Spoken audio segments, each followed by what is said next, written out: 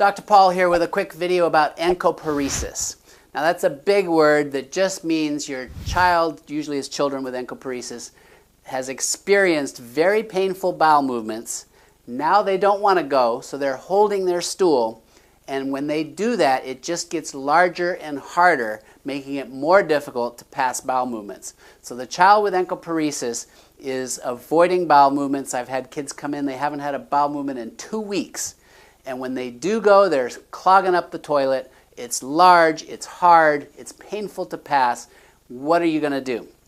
Well, let me tell you, the reason for it is simply this. You've had such a painful experience with a bowel movement in the past, with your anus expanding and tearing, that you want nothing to do with passing a bowel movement. You might be 2, 3, 4, 5, 6. I've even seen kids as old as 8 or 10 struggle with this issue because it hurts so bad to pass the bowel movement they don't want to. Well, the longer you hold it in, the job of your colon is to pull water out of the stool so you don't lose all your water in your poop. So the longer you hold it, the harder it gets. How are we going to help that child pass these bowel movements so that they can get back to normal? Well, I want to explain one thing about this. Your anus, we'll say that this is the anus, has 2 muscles. This is the external sphincter, and then this next finger here represents an internal sphincter. So imagine this. The external sphincter is the one you can pinch it, right? If you've got to go and you're looking for a bathroom, you're holding it. That's this muscle right here, just holding it.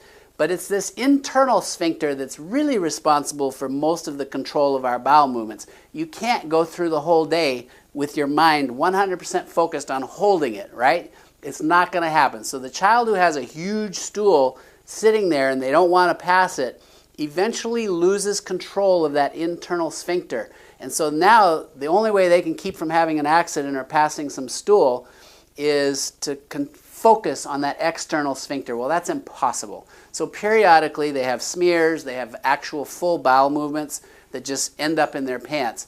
And they've sort of become so desensitized to any feeling in their anus and their rectum that they're not even aware of it. And you can say, how could that be?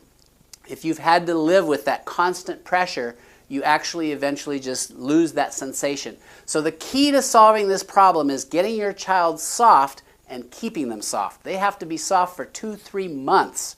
Sometimes you've got to go through a long phase of diarrhea almost before that tone. So think of the rectum now, and the anus has been dilated huge, and we want it to regain its tone so that it can now do its normal function of containing stool and releasing it when on demand, when you want to go to the bathroom. So we've got to get them soft for a while so they no longer have pain when they're passing bowel movements. We've got to keep them soft so that the tone returns, and eventually they will regain that control. 99% will. The 1% I'll tell you about at the end, a special little a way of helping them regain that control so everybody ultimately learns how to poop without having problems of soiling. It's not going to be forever. So for 99% of you, what do? Sorry it took me so long to get there. To keep the stool soft, you've got to avoid the foods that are constipating. Generally, that's dairy. Dairy, cheese, milk, yogurt, ice cream. Cheese is the worst. So get the dairy out of your diet. If your child is on anything that has extra iron, iron is extremely constipating. High fiber, which you normally think of as necessary for bulking up the stool, if you're already huge, bulked up, hard stools, the high fiber diet could actually cause you more problems, and you need lots and lots of fluids. I'll tell you, even though all of that's great and you need to do it, it usually won't be enough because your kids, think of a log jam of huge stool through the colon, up around. It's just, we have got to get them cleaned out, and that's the process that's mostly so difficult for these children. So we've got to lubricate. I like to use mineral oil. You can ask for it. It's over the counter. You don't need a prescription. You can take a cup of mineral oil. Please don't do that. But I mean, as far as safety, if you drank a cup of mineral oil, it will just leak out your bottom. And it's going to lubricate as it goes. But start with a tablespoon. Mix it into some pudding or mix it into something that they're going to eat, because drinking straight mineral oil is yuck. That's a yuck. So you take your mineral oil, and then if you're not able to get enough fluid in there, the stool is still hard, I would use something like Miralax or Glycolax. This isn't going to be for life. This is during that acute phase. This is a white powder that just sucks water into the gut. It's such a large molecule, it's not absorbed into your body. And those of you who might be older and have had to have a colonoscopy, they'll give you a full bottle of Miralax or Glycolax to drink in 2 hours, and it just poof, flushes you out.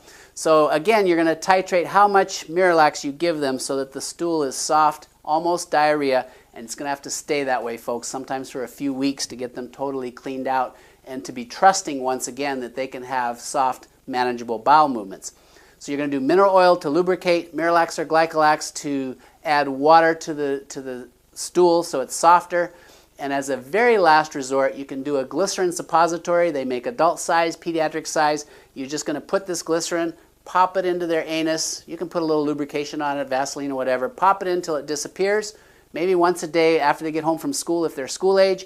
And that lubricates from below so that hopefully, remember, they may still have that huge stool. They can pass it. It's lubricated. I'm not a fan of enemas where you're sticking something in and squeezing a bunch of water or electrolytes or whatever.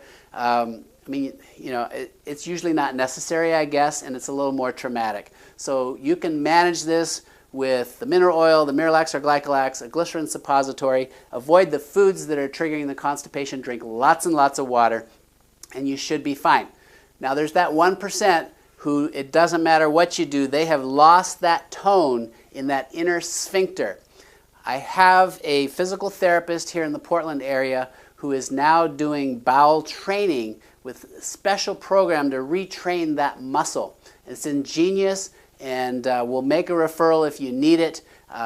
It's brilliant, okay? And I would have to, we're going to have to invite them and interview them so that they can speak themselves of how they do this. There used to be a PhD who worked with one of the gastroenterologists in town that used to put a probe in the anus, and the probe was hooked up to a train, and when the right muscle fired, the train would move, and kids would relearn how to use that muscle. But there is now a current physical therapy pelvic floor rehab program here in the Portland area. For those of you who have kids who are suffering, we'll provide a link to that program, and 99% of you should be able to handle this at home.